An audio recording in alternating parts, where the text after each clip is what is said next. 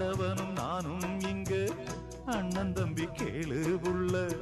அவனுக்கும் என்ன போல அப்பா அம்மா யாரும் இல்ல.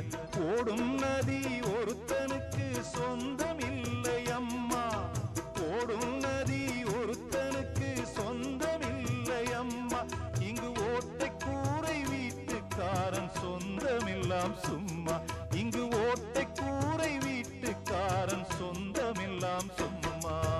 ஆத்துக்கு பக்கம் ஆத்துக்கு பக்கம் ஆத்து சுரக்கிற ஊத்துக்கு பக்கம் யாரோ வச்ச தென்ன. இது நம்பி இருக்குது மண்ண.